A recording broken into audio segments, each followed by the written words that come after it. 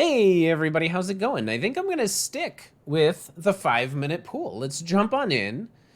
Slightly longer blitz games, but maybe we can jump in and have a little bit of fun. And I gotta be kind of quick.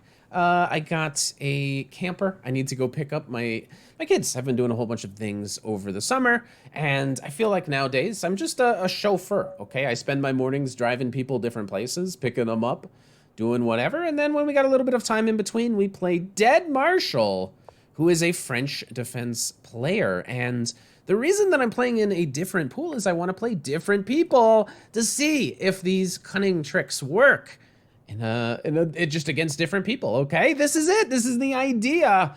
And I'm trying to trick my opponent into playing some sort of Orthoschapp Gambit where they've committed their bishop here. Now, they've decided to put the bishop here in order to defend this pawn, but let me go ahead and make a threat that you can see, and hopefully a threat that the opponent doesn't see. Most people make a very large mistake in this position. Is black going to make one of the most common mistakes that you will end up seeing? Yo! He forgot about d5! And now we win the game because we trapped the bishop, and if the bishop moves away, we can take here. So most players will now attack my queen and go here. Yo, I know it. Everyone in the 3 minute pool, they figured out all my tricks, moved over to the 5 minute pool. We're running it all back, okay? All the oldies. This is the greatest hits of Schrantz. They're all coming back, baby. And it looks like a logical square for the queen, because if you go somewhere else, you know, you're blocking a piece in, you're blocking this bishop in, or if you go to f6, you're blocking this knight in. But if you go to d7, your bishop gets trapped. And now my opponent is in a bit of a quandary. They are completely lost. I think if you want to continue, you can go here and blunder a rook. Or I guess you can just lose your bishop. Maybe better is actually just losing the bishop and then developing. Yeah, sure, why not? Maybe knight c3? I think knight c3, honestly. I don't want to embarrass myself now, which is very likely. There's also, the queen could be coming here at some moment. Maybe I do just take. I think maybe I do just take. How cautious? I'm worried about queen g4 here at some moments. But maybe I don't need to be. Yeah, okay. Now I'm gonna go here.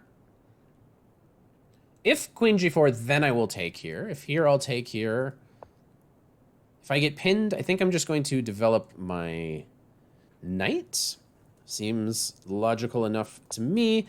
Opponent could have some move like this. No, they can't, because then their bishop hangs. Maybe I'm just going to be able to get castled. a3 also maybe is an interesting idea. Could be worth trying. Let's play a3 in order to try to win this bishop. Probably take back with my knight. We're doing very well. Piece up and such. Let's try to trade these bishops, maybe. Let's try to trade these bishops. This does allow a trade and then knight coming in. But I don't think it's that scary. Worst case, I would drop my queen all the way back to d1, but would explore the option of taking a lot of material. Taking a knight in is, I think, probably the way that you should play this. Definitely seems to be the scariest from my point of view. So you should play moves that scare me. Ah, now here. That's interesting. But if I take this, what does he do? Does he have this move there?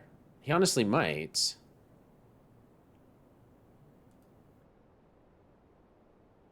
Yeah. Really might, I guess. Should I go here? This looks like I'm going back. I'm gonna try this move. Defending against this square. I don't think I could take here with a counterattack against this knight, because on the previous move there was here. g5. So now if I go here, g5's kind of a wild move for a lot of reasons. I'm going to go here. No. I'm going to go here.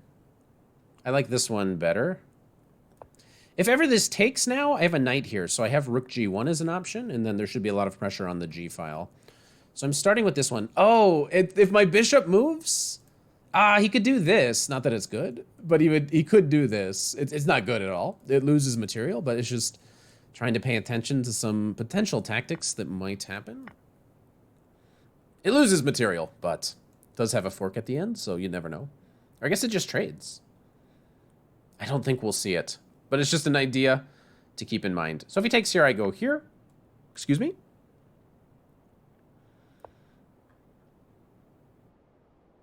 I don't know why they did that.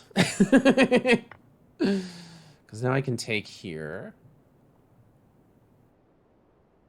So I will. Let's take this one. Then either castle. If I give this check here, does that actually help me? I can also, if I'm scared, I can take out the knight first. I think this is just going to be, let's try to keep this as simple as possible here. I don't think there's any reason to overcomplicate what we're doing. So I'm taking that. I'm going to be castling this way. If my queen gets attacked, I always have some check. If this pawn gets captured, I probably always start with this check and then position my rook somewhere scary. If he takes, I can play rook h1 with the idea that if you take my knight, I go here. I think that's actually what I do. If takes, he's giving up on the H file and gives me tactical ideas of taking and going back. Pins my rook. Wait, this is... wow. Okay, interesting. And possibly good move. So let's play safety first. Let's unpin our rook. I think we're still doing well. Let's threaten the potential mate if they make a mistake. Setting up to at some point take and then go here. Can't do it now for two reasons. One here, but also then also, other moves. Wait. So they have the queen that can block. If I attack the queen, will the queen mistakenly go to a bad square? There is a check, but I don't mind the queen coming here because I'm setting up threats. One is to take. I'm also setting up ideas of knight g6. So now I just go here. Can't check me here because of my knight. Can't check me here because of my rook. Can't check me here because of my king. Can't check me here. A lot of checks. 1, 2, 3. Okay, let's stop counting checks and start winning games. This prevents rook takes h7, it looks like. Oh, it barely does. But it does. If I go here, though, what does he have? How does he defend against this? h6? I mean... h6 is not going to be a good look for you. We got plenty of time. These games are a little bit longer. So we have time to figure some of this stuff out. If I go here, then you're in trouble, right? It should become impossible to defend h7 here. So we're going to break through. We're going to win this game. And it was an opening trick that actually worked really well. Oh, that's brutal. Sorry for the minus 24 rating points.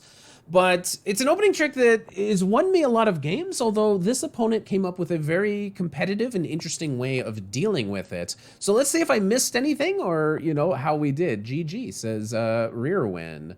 This is c4 against the French defense. And a common way of playing is the Orthoschapp Gambit. And by common, I mean 347,000 games, is queen b3 takes and then here, with the idea of putting pressure on the f7 pawn. Now, I'm attempting to get something very similar to that when I play queen to a4. The only difference is I'm convincing them to go here. which means at some point I'll be attacking their bishop. So if they just played the normal way, I'm bringing my bishop out to c4, and we're playing an Orthoschapp Gambit where the opponent has played bishop to d7. And this can work out really, really well for white. There's a must-know trap. Most people here play queen to e7, which is a horrible move, losing on the spot, due to queen takes b7. And the reason that people do this with black is that they think they have bishop to c6, defending their rook. But then, surprise, surprise, we sneak in with the queen and give this check.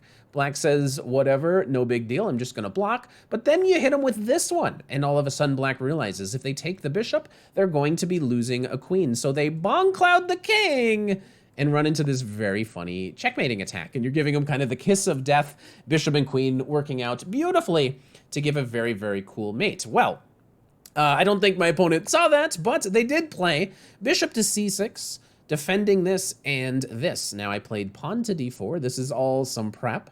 And after recaptures, bishop to c4, going after this f7 pawn. And this is where most people, and it's kind of surprising, they make this mistake. And then usually white wins after this. You can see that things are actually still fine for black. We got the engine on now. Queen to e7 is correct, but players don't want to do it if they're unfamiliar with this position because it does box in your bishop, and that's why you're playing this as white. You're sacrificing a pawn to try to make it difficult for the opponent to get all of their stuff out. But if you play queen to d7, d5 wins on the spot. Now, most people do play bishop to a4, but then this just simply loses. You go here, you're going to be winning a rook. You can check out the eval. It's insanely winning for white, and you see that white is winning like all these games in the database. Well, my opponent came up with knight f6, which during the game I thought actually might be the most interesting way.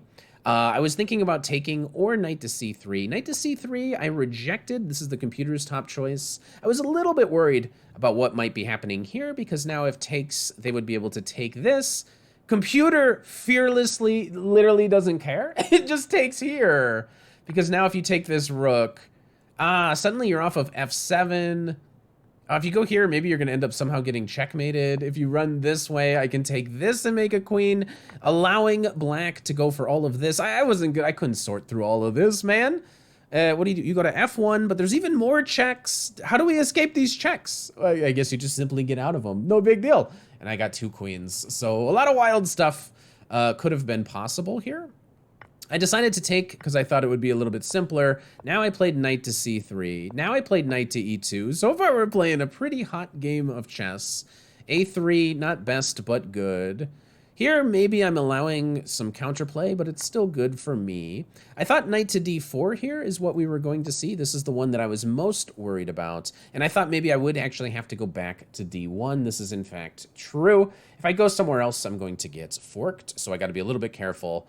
But I was imagining this position kind of in my head. Maybe black can go here with still some decent chances, because at some point if I castle, there could be some knight f3 tactic at some moment. Who knows? But instead of that, my opponent went for trades and then queen g4. This is actually given by the computer as best. It could have potentially come this way. I went back. Maybe not the most accurate, but g5. What the heck? Computer here wants h3. I decided to play knight to d5. I took this guy back.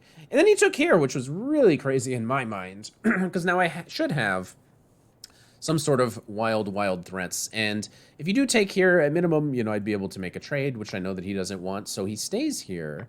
I take this guy. Castling is good. Taking is also good. I'm sure that it's very possible for me to keep this bishop. I was trying to keep it simple, making a practical decision here of trading. I got castled. He went here. This was very good. I only have one move. I did miss this move when the opponent played it, so that was well done by them. But now I'm just looking for tactics on the H-file. I'm trying to set up a position where I can take this guy. Knight f4 now is given to me. This weakens a lot of squares. Now the knight's coming in. I'm attacking this guy. Check. It's now a mate in 10. I do have rook takes h7. This is a surprise to me. So I saw here, I saw here, I saw this. I did not see queen takes f5. Yeah, if I had seen this, maybe I could have tried to work this one out to the end. You have a check here. If you go here, then it's a simple mate. If instead of that, he goes here, also pretty simple. So maybe I could have figured this out if I had seen in this position. When the rook goes here, he'd be undefending his pawn. I didn't see it. So I didn't get to play the brilliancy and win the game in spectacular fashion. Guy went back, but there's no defense of the H-pawn, so the opponent did resign. So if you did like that, let me know what you think of 5-minute games and subscribe to the channel while you're here. See ya.